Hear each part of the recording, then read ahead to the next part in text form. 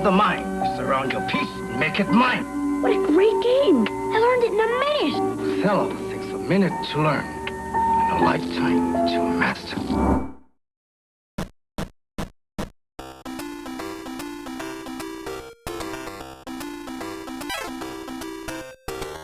A minute to learn, a lifetime to master.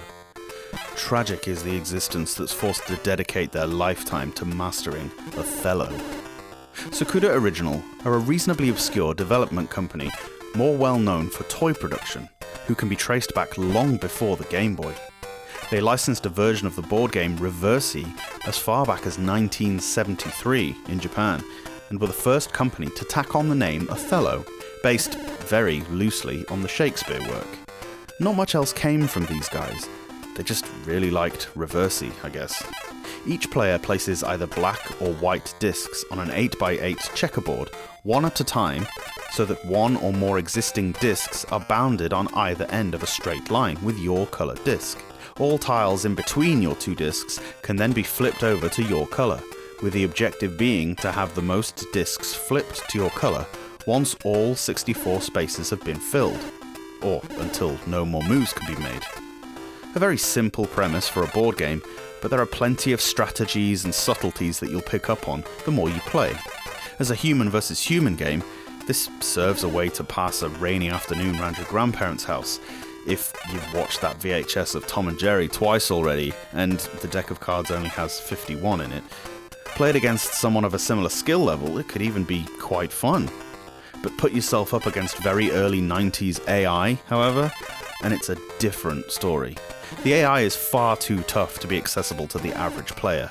You can seem to be doing alright, only for the opponent to stun lock you into repeatedly having no possible moves, while they quickly take over the whole board. Never yet have I won a round of Othello. There are several CPUs to choose from, but I don't think it makes a difference. They're all pretty solid. I'm perhaps mere prattle without practice, but I'm not about to dedicate a great deal of time to learning this. It's just not interesting enough as a concept.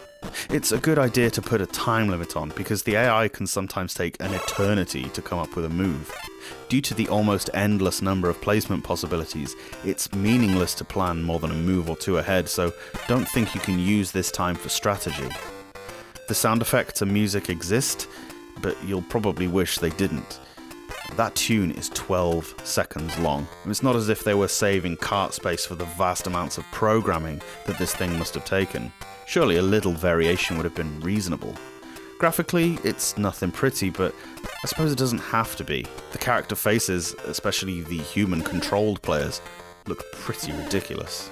Perhaps it's because I'm not 8 or 80 years old, but I don't like this board game.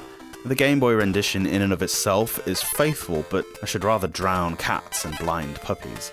If you really want to play a board game on your Game Boy, there's Monopoly, or even Scrabble, both of which are great fun.